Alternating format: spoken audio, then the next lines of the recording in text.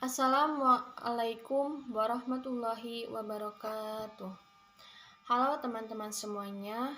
Alhamdulillahirrabbilalamin wabihi nasta'in amma ba'du. Perkenalkan, nama saya Yuyun, NPM 2020215479. Saya dari kelompok 6 yang beranggotakan Nova Anggraini, Patia Fijri Aulia, dan Fahri Aulia. Di sini kami akan mempresentasikan tugas kami yang berjudul tentang aspek sosiolinguistik dalam pengajaran. Sosiolinguistik sebagai bagian dari linguistik makro, yakni tidak hanya membahas aspek-aspek yang sempit, namun juga berbagai aspek yang luas, seperti variasi bahasa yang digunakan dalam sekolah, interferensi sebagai bentuk penyimpanan bahasa, dan etnografi komunikasi sebagai wujud masyarakat yang beraneka budaya. Bahan atau materi dalam pengajaran bahasa ditentukan oleh sosiolinguistik, yakni untuk menentukan variasi bahasa yang muncul di sekolah. Adanya kesalahan bahasa karena pengaruh kontak bahasa sehingga muncul interferensi. Serta adanya etnografi komunikasi. Pengajaran bahasa menjadi salah satu bidang terpenting yang dibahas dalam perkembangan ilmu pengetahuan, utamanya bidang pengajaran. Tidak heran bahwa teori-teori yang berkaitan dengan bahasa, pengajaran bahasa juga berkembang sejalan dengan perkembangan peradaban manusia. Perkembangan teori bahasa dan pengajaran bahasa tersebut memiliki sejarah tersendiri di dalam hasanah ilmu perkembangan di dunia. Hal itu bisa dikaji melalui perubahan-perubahan yang terjadi dalam teori yang berkaitan dengan pengajaran bahasa. Yang pertama ada konsep-konsep sosiolinguistik dalam pengajaran. Pada tahun 70-an sampai sekarang, pengaruh berkembangnya teori sosiolinguistik nampak pada pengajaran bahasa. Cognitive code yang disampaikan oleh Chomsky, yang kemudian disempurnakan oleh Himes, dengan konsepnya communicative competence memberikan corak dan warna baru pada pembelajaran bahasa dunia. Sejak saat itu sampai sekarang berkembang pendekatan dan metode-metode yang mengacu pada prinsip communicative competence sebagaimana disampaikan oleh Himes, sedangkan pendekatan pembelajaran bahasa yang mengacu pada teori linguistik struktural mulai banyak ditinggalkan.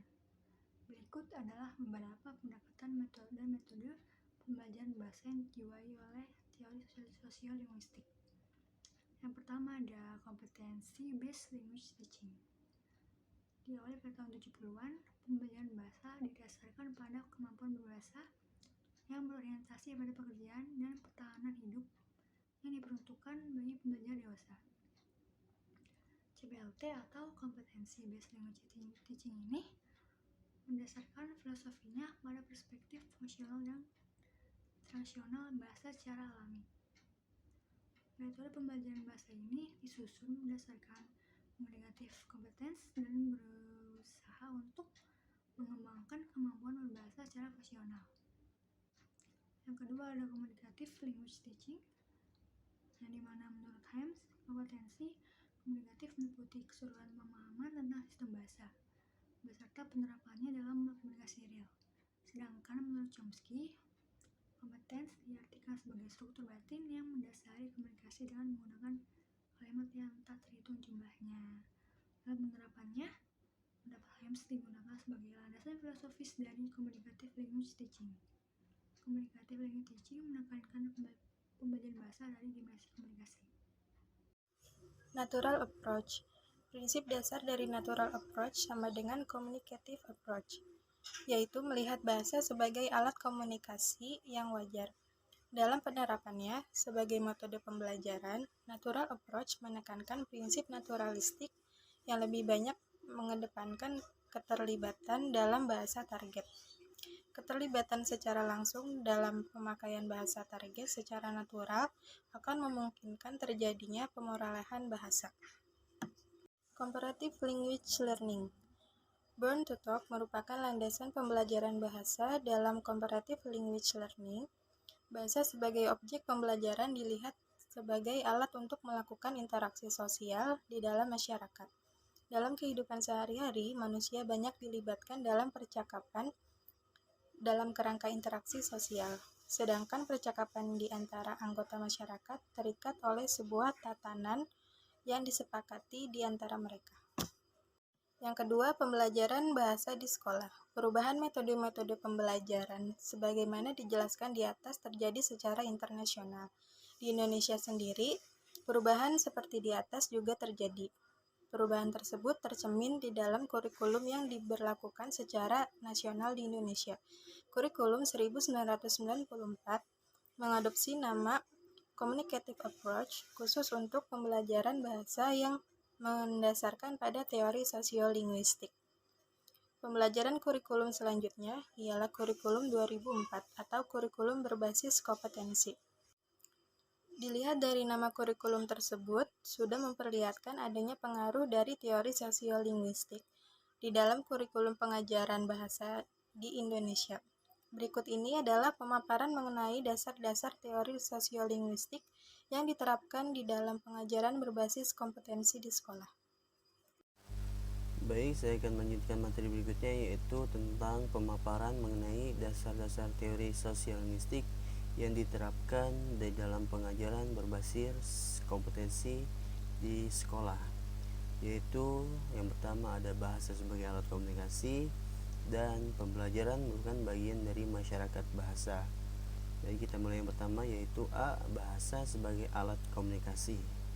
Salah satu konsep sosiolinguistik yang menonjol adalah bahwa bahasa yang dalam hal ini digunakan sebagai objek belajar dilihat sebagai alat untuk berkomunikasi. Pada kurikulum pengajaran bahasa sebelumnya, yaitu kurikulum 1974, bahasa dilihat sebagai sekumpulan aturan sistem, sehingga mempelajari bahasa dilakukan dengan mempelajari struktur-struktur yang ada di dalam bahasa, mulai dari tata bunyi, tata kata, dan tata kalimat. Hasil belajar bahasa pada masa-masa tersebut adalah kemampuan untuk menggunakan tata bahasa yang baik dan benar dilihat dari sisi tata bahasanya. Baik, selanjutnya yaitu pembelajar merupakan bagian dari masyarakat bahasa. Pembelajar tidak dianggap sebagai orang yang siap untuk menerima apa saja untuk dipelajarinya, sebagaimana kertas kosong yang siap untuk ditulis sesuai dengan kehendak guru atau transfer of knowledge. Namun pembelajar dilihat sebagai bagian dari masyarakat bahasa dengan segala perbedaan dan persamaannya dengan orang lain. Sebagai pribadi, siswa memiliki sikap karakteristik, kemampuan, kecenderungan yang bisa sama dan bisa berbeda dengan orang lain. Mengapa semua siswa harus diberi sesuatu yang sama dengan cara yang sama untuk tujuan yang sama?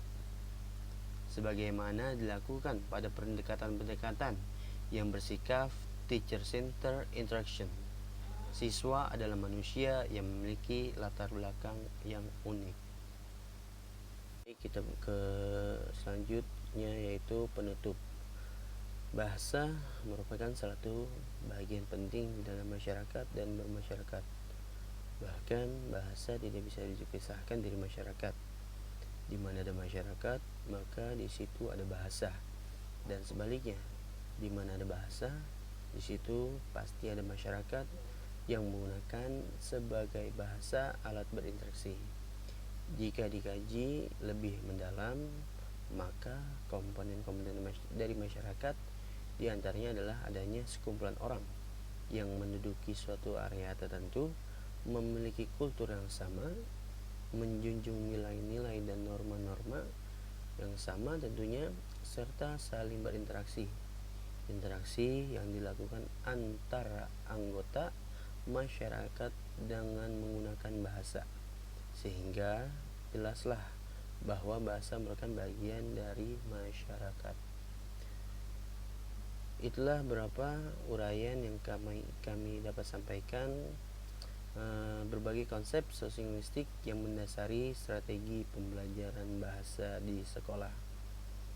Namun tentu ada banyak kekurangan dan kelebihan dalam penyampaian. Namun demikian, dari seluruh pemaparan hanya nampak kelebihan proses pembelajaran dengan pendekatan komunikatif dan pengajaran berbasis kompetensi.